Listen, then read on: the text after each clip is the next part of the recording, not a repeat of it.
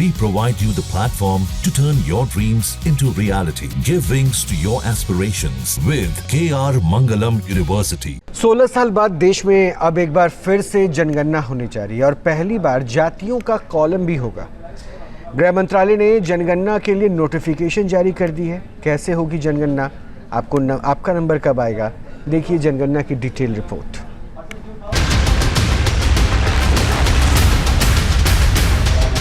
देश में जाति जनगणना पर मोदी सरकार ने बड़ा कदम बढ़ा दिया है।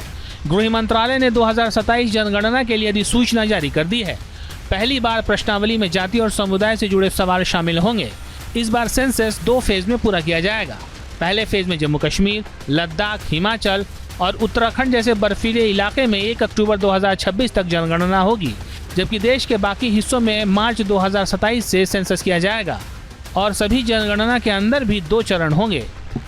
पहले फेज में आवासीय स्थिति, सुविधाएं और संपत्ति की जानकारी, बिजली, पानी, शौचालय, वाहन जैसी संपत्तियों का डेटा लिया जाएगा। दूसरे फेज में जनसंख्या गणना होगी।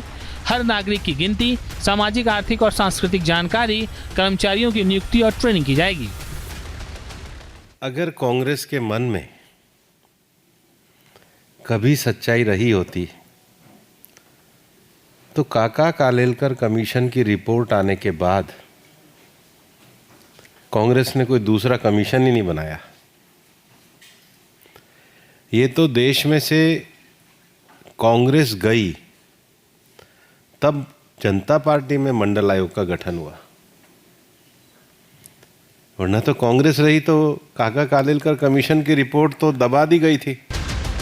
इस बार की जनगणना न सिर्फ पिछली बार से बिल्कुल अलग होगी, बल्कि टेक्नोलॉजी का इस्तेमाल भी किया जाएगा। कुल 34 लाख कर्मी और पर्यवेक्षक इसमें तैनात होंगे। लगभग 1.3 लाख जनगणना पदाधिकारी नियुक्त किए जाएंगे। सभी कर्मचारियों को डिजिटल डिवाइस और मोबाइल ऐप की ट्रेनिंग दी जाएगी। महीने तक ट्रेनिंग कार्यक्रम चलेगा। जनगणना मोबाइल एप्लीकेशन के जरिए डिजिटल माध्यम से की जाएगी। सॉफ्टवेयर में जाति, उपजाति के लिए नए कॉलम जोड़े जाएंगे।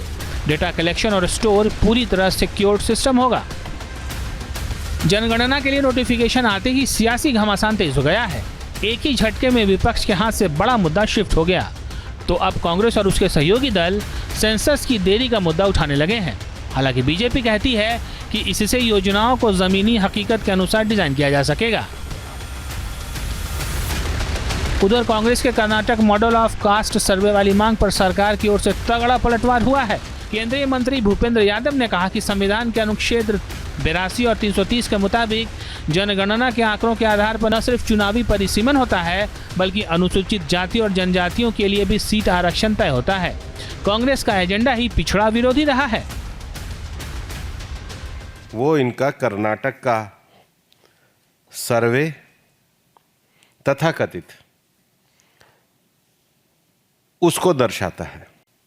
अब कर्नाटक में जिसको ये आइडियल स्टेट कांग्रेस के नेता राहुल गांधी जी करते हैं, उसकी टाइमिंग, उसका इंटरनल कॉन्ट्रडिक्शन,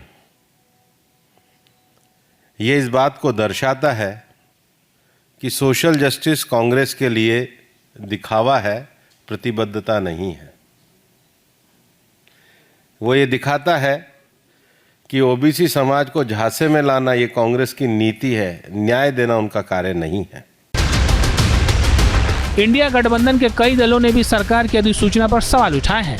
खासतौर पर विपक्ष ने मांग की है कि ये जनगणना सिर्फ आबादी की नहीं, बल्कि भागीदारी की गणना भी होनी चाहिए। इंडिया गठबंधन की पार्टियों ने केंद्र सरकार से स्पष्ट मांग की है कि जनगणना में जातिगत आंकड़ों को भी प्रकाशित किया जाए।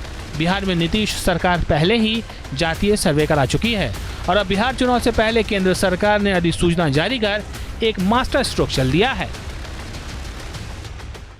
देश में जनगणना हो और वो भी जातीय जनगणना हो, इसको लेकर लंबे समय तक राजनीति चली।